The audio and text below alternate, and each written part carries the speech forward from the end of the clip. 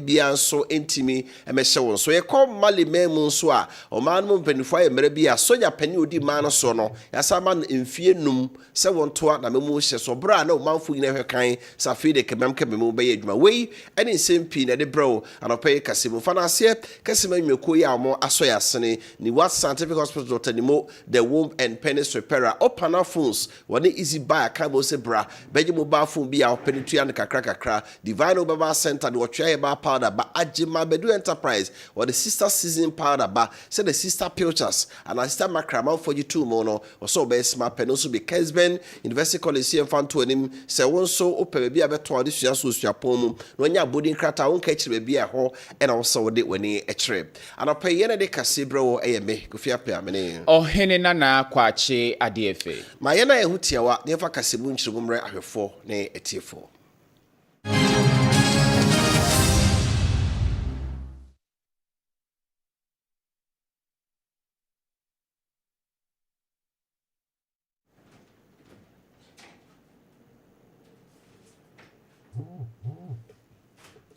afi yente Kaseɛ bono enchemu Electoral Commission ayentutu nyina awie ya ene anopɛ bono nso pepepa a omanfo ewo Ablekwa North Police Station makoma be donkron ya ba ye to na France no mebinti omomba yentimi ankan ehunu de obedi nkunim no omo nso koto omo aba na omo de akadada omo di kan akan ne ho setifo beka we yenchinyu ahyewo a abeto NDC ne MPP amanyoko no entemu Electoral Commission di kan be kan se Police Station me nsape na aka na so kire omo dane no sa Dunkron ema MPP for antia se odi asem no court na nanu kuada na high court bo asem no go yese wontumi nsi Electoral Commission kwan so badwuma mo ye no omontumi nkoye efiti ase no na MPP amanyoko se abato omfo mo nyim na nso nora omatie simu a ombo nto adenden na no mo abo Electoral Commission sobo se obudi hu na America se se di omo kaye no NDC fo hu no mama fe di omada ne wa no we nso ntinura Electoral Commission penifo ne centrofo shai ema Dr. Bosman sorry ye one e opani abedi akire wono de tuja sa ba omoto ne e wo police station be ye edonkron e wo Ablekwa North no bibia mu beda ho fan ya kataso mu aso bia mem na bambo so de aposifo ahyewombo so hwe se bibia be wie pay asomye no mu wie na obebu nkonta ma obi ahunu nipa rasha bidwani akonwa ye ne dia Dr. Bosman Asare. And the management body is an independent body and will not be dictated to by any person or institution. Our track record speaks for itself. The Ghana Police Service and the National Election Security Task Force have assured the Commission of their readiness to ensure security before, during, and after the rerun. We count on them to guarantee that lives and property are protected, and that voters and our staff who work in a safe and conducive environment tomorrow. The aftermath of the 7th December election, the processes to complete the collation in 12 constituencies have created fear, not only in our staff, but voters in general. We trust that the police and the National Election Security Task Force will provide the needed security before, during, and after the process so we can vote and work in peace. On our part, as the electoral management body, we are desirous of bringing the election in the Ablekwa North constituency to a conclusion and to ensure that the constituents have a representative in Parliament. We have thus provided a path to complete the collation process so as to ensure that the residents of Ablekwa North have a representative in Parliament. We assure the public and the political parties that, as always, we will live by our motto and ensure that the rerun is fair, transparent, and credible.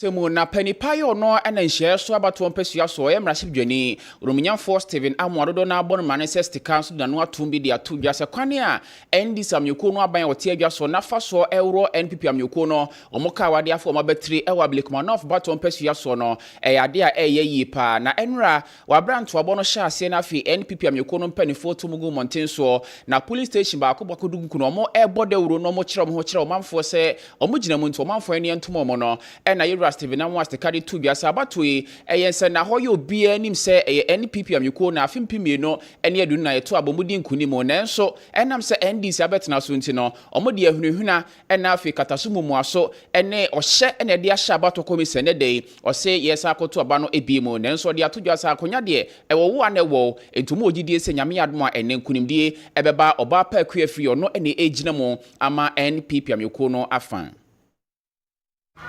Abusing the power they have, the very power conferred on them by the Constitution, which talks about fundamental human rights. Look at what is happening. Look at what is happening. Now the mandate of the people of Ablekumanov is being undermined. The Constitution is being undermined. Rule of law is being undermined. So we want to stand in for the people that the people couldn't have actually applied or used. Honorable, but clearly both parties alluded to the fact that there were some inconsistencies with verifying these things. Okay. God is our witness. Okay. No MPP won. They know. Why don't they have the pin sheets? Then DC had, we had ours. So why wouldn't they bring them? Why? Because they have power. They are abusing power. This is what they've been doing all the time. Honorable. But the point is that you keep on arguing with me. It's your future. No, I'm not a country that democracy is being undermined, a country that human rights being undermined, a country that our constitution is not being respected, a country that institutions are being undermined. Think about your future. Is this right? What they are doing? It's not right. They did the same, Akwatia. Look at the same thing. They had to go to court for court rulings before. This is what they've been doing. Then these guys do not believe in, the constitution. Adherence to the rule of law. And that is very dangerous. They are setting bad precedents. They are placing Ghana on a very vulnerable platform. And Feyefri oni enko omampani atraye nra amahodo bi a wotu abofo so mesi omanemu Ghana ha no wodo omutumi krata ye dia som so momfamra no ekokyere mampani wo mu baako Seychelles ya ho empanifo nso no wo mo eba Ghana memu a His Excellency Conrad Vincent Mederick wono ena Seychelles abai tu no so mbofo tra ba Ghana memu na ebra obedruye na obo na ntantese no ena mampani John Dramani Mahama editu dwa se Ghana ne Seychelles de ayonko ya kwahwe a yenche so hwe omei abakosemu a penifo titiri bi efri Ghana ha abrofo edom kogu Seychelles so ya yasefo edaso awo asase no so enti bra wabai waba ma na kwaba ma na trase nemu ogidi yesese ho hia se bi mindtem odwede yefre no African Continental Free Trade Area apamo ayaye no Ghana ne amania enso ekabi man ho ritimi kabomu ne yakwane a yentemu odwede betime tumpon afi ye amamre ne amane pa ye wo se nimdi a yesua free Seychelles so de omso sua free ho no ye kabomu etim ne nkoso abre ya de hye wo se akwansra adwuma eye adwuma bi a ebo ama man bebre nye skapa afi kwade ya faso yi epumu mpata ya na manso so opono so vi se enkrofo betim de suhyen efre chichiri ba oman no epumu na omo abeye mu mpata nyina de ko bra amra makwan we nyina ye niema bi a Ghana Seychelles amai wo se ye kabo mu ne nya apam adwumakuo bi a obeboa ma ye ntam dwumadie bi a ye die no bibia betimi akoso wano possible for us to increase. We also have an interest in issues of illegal fishing and piracy. And I think that is an area where we can share experience and best practice. And I believe that that would be something we can work on together. I'm aware that the head of state visited during the 100th anniversary of the exile of the King of Asante. And I think that that was a high point of our relationship. And we should be able to build on that, to expand the cooperation between us. We've signed the African Continental Free Trade Area, both our countries, and so it should make it possible for us to increase the level of trade that we have. But I believe that we need to activate the Permanent Joint Commission for Cooperation, and that can become the vehicle and the instrument for upgrading cultural exchange, people-to-people exchange, and also to learn from shit. Eno achi no na sesel sababa 14 so awabai ura Colonel Vincent Medrick ono so tu dwa say no botaye se bra awabai obehyankuta wode da Ghana ne sesel sma no ntemu ekena na ebrekọ no anso abibremu atoye so no hawa da yeso baako ayi nubone hu adwadie ya amanfo no be di firi man baako so kofoforo so a enfango so ma eno nte wose ne aman akene nyina kabomu ne ya sebe ya nubone hu adwadie betimi so etu ase. Lot of illicit trade, like drugs, trafficking, from neighboring countries like Iran is is the main one. So these are areas that we can collaborate. So anyway, we have quite a number of Ghanaian working in Seychelles, the descendants from King Prempeh. And I think there are over 700 now Ghanaians in Seychelles. And then, of course, we have our Seychelles community here in Accra, in Ghana. Last time when the president came, we managed to meet the community. Okay. There was around 20 of them who came for the function at the hotel. Okay. So we have a lot in common that we can develop, share together. And in fact, Ghana was one of the countries that our president has been on official visits in time, having this visit to Kumasi with the king. So we are like brothers and sisters. Yadiani Chiremo ewo Owura Ato Esi na so na afempemienu ene aduonu miensa 2023 no na Owura Ato Esi akane na oda Capital Bank iskakrabia no no beto odwasa mpanifo edeso boabo no a Ghana cedi opepe edu aduokono 90 million Ghana cedi beto odwasa iskakrabia no wantimi ankora amasa sika na wosenkohwe na odidi omanfo edwana afo mutimi gibagibi ni ade no sika no afa ne nsa asientie nam so ama iskakrabia no kofom a eguye mpanifo de ase no kokoto asem no bo no sabre mfinshi baako edunum na yetwade ama no a otwa ewo prison honum na beto biase se papa no na pomboni ho sem no ensisisu yie kura ya ba bioda no emo edene yesefata sempanifo hwe na ye kana pomboni ho nsem no nsa so nti no Owura Dr. John Apia ya wo no na eku ahodo a enyinsima no bedi yenso yenkabom kwaya ti ayedi yen dwa Commonwealth Enterprise and Investment Council no so da badwuko no so bie ode ya to biase nyame ya adomo a enche ode krata komaga na mampani His Excellency John Dramani Mama say Owura Ato Esi no sere no ada ebeyanka omfa ne nsanto no so nanka onyi no emfa de mrafie sanse edikan na pomoni onsem no enya kora ewo ne duafie honom ene tosumienu Owura no obi animdie ne suahu ne kuta no no wa ben wo sikasem nimdie mu ye panisi etenase ema se be sa nimdie ne kuta no no ode kwotena ne duafie emfinhia baako dunumu a aban no nya faso obi amfiri suntie yi ne bafie kurampo ampo obetimi achi nipa menu miense bi atenase no de sa nimdie ne bi amomone no so abo Ghana sikasem no enso atimi ejini nsem odi to dwa ewo dwumadie no asibini. Ghana cedis was stolen. Do you know what that 90 million Ghana cedis is? It is made up of Ato Esien's 27.5 million cedis he earned legally plus 300%. 62.5 million Ghana cedis was added to the 27.5 million Ghana cedis he legally earned to make it 90 million Ghana cedis.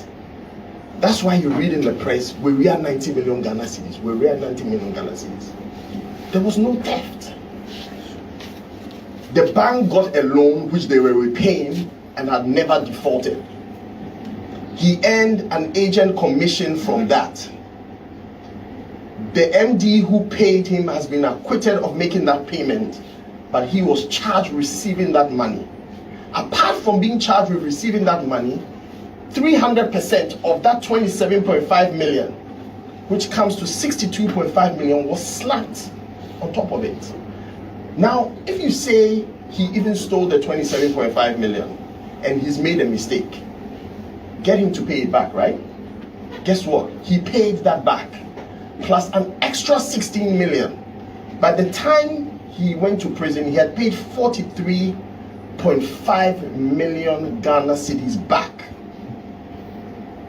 So he's earned the finder's fee legally, he's even given it back, and he's added another. This Kaseɛ wɔ wutie wɔ Kessben 93.3 Kumasi Kessben TV Plus na afei Kessben Televisions. Fana se Kessben meko a ɔmota yɛkyerɛ ni what scientific hospital Dr. Nimo the womb and penis peril. See fanto dem so ba wɔ hwan yɛ ne bra na fidie huntamu wɔ de adwuma how be da wɔ de mu no betu ase no nya ba no bi. Sara nso na bɛma so bi a wɔ na wo no a ɛma no gyina so ho nkwamu so bi a hu so ra gyina a for ne kyerɛ ni what scientific hospital. Sara nso no bi a kidney sabo liver obrebo akoma bo periperi bujabro so ene hawo mojamo siade diabetes yade kwankro bi antewa ene de ka ho nyina no ye kan foma se be bia afidi wo ibehu yade tu ase ama wo no ene ni what scientific hospital kuma se omo atonsu manako junction ne adansuru bank din hwe no mu enkran so omo ma 7 Janet Konachiro ope woni chere Tanta Hill miemienu nyina no wo yedwuma fi dwada kope memenda anapa no so ne fa kope nsia for 0244 087687 0244-087687 so afi opana phones no easy buy see fanto so de abrochira bagana say de ehia so bobo ska no so koto mobile phone bra mobile phone bia or smartphone bia say Samsung, Itel, Infinix, Tecno ane de ka ho bia no brada baje de ope sika kakra bia benya de ato ase no now the national ID card ba ma remfi Ghana card national ID card bia fa bra ni hu se wunie na afi mobile phone de amount na obetumi ato susu de bia na otwe bosom na betua wotuatua ne kakra na ho atom brand new original phones nko a na opana phones dia ba sabre wode manfo mode ya na kwaje wode na onso ho intimi haro kuma ase dum omo onkrabata udomino baakon ene prudential banks kakrabia no ene din hwe no abrosan na ene prudential bank din hwe no kanini ko ha da no hwe no mu pe hono mo saranso na babia Ezra FM won Achabaro building Ezra FM mu e wadumo no ne hwe ni mu pe so opana phone shop no baako wo frɛ 0244 230710 0244 230710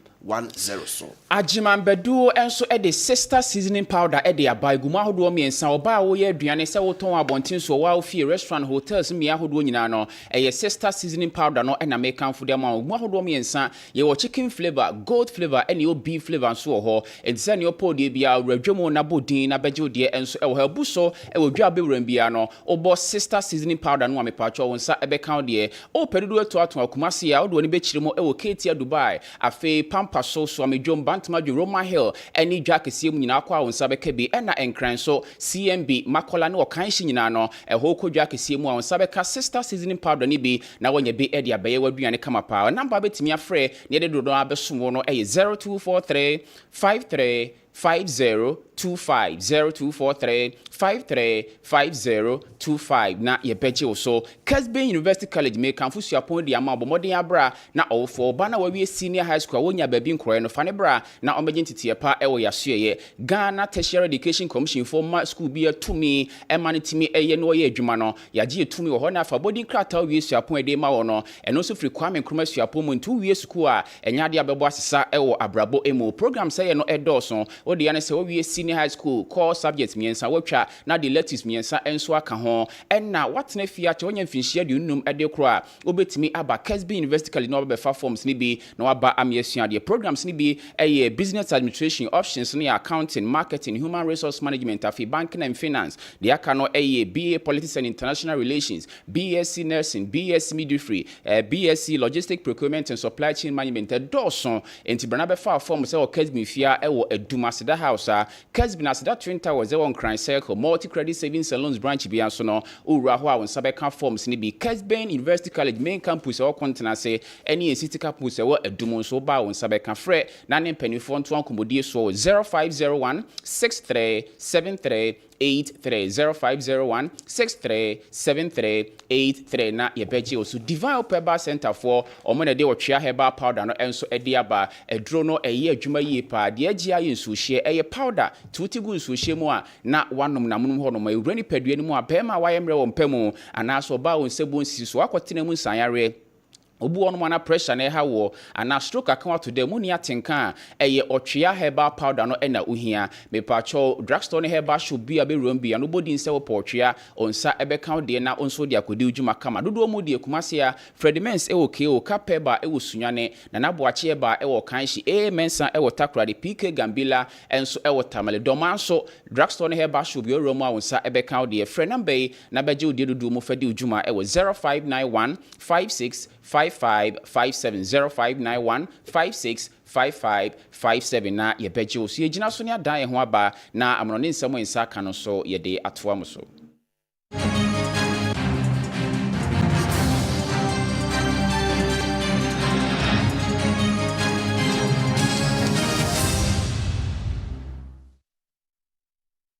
tie amawdo so ensem kakra nsa ka no anopei ye sha se free mali ememoe amane ayensa ka kyerese asojafo aban ye omdi mali manso ya omampani general Asimi Gueta eda no ode sa hye apam bia se na akrata bia wode abaye mmara ene se sabre o sabetra omana konya kase so emfie num enso afi me kutidima bosumi no no ena omampani na soja aban oye mmara se wagu political parties amanyuku a ewo mali memu nyina afi se niema bi koso a political parties ne makwan manhye ya woye edi atofafempa edi ama mali no enye adwuma abaye o mabedi so no maka o mo wabom se o mo ntra ho ema abrofo ne eko asempanifu o mo mfa hu mene kase se chinchina o mo ye kabia nkwa bememu na nye sakra o se o mate o mafri eko school no se abrofo no sisi a o mo besisi bi man nti no o behwe so o be ye nhye pa ebebo o ma na yedi mum sense de aman no mpanifo ya o mo edom eko ase abrofo no ka no wode enumum ena ebe ye adwuma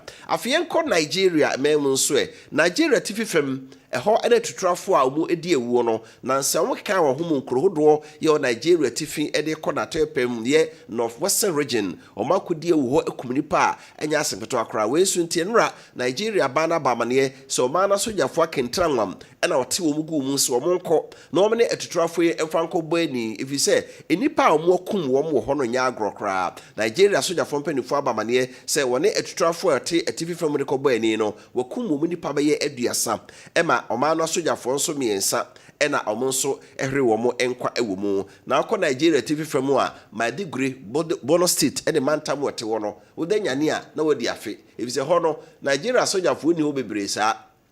Boko Haram ene sa ekudo yi ombo wurakura bi ase a omukum nipa bebre omoto maamona na japade bi omoafa nipa bi nso hwe na odi mu a na omo akyerewo ede wakosie ni afra busuafo se man fasikase ya ma ye mfa ma wode hye na hwemu amansaku batan United Nations aye ekyerese efri brass trafo yi kan ho Nigeria memo no enipa ahro nkwan bro empem aduasa enum 35000 ena wo nso a wadane ekum otukofo eye opepem mienu a sabre omotu eni atu atonsem a omuhuru baabi a omo emfa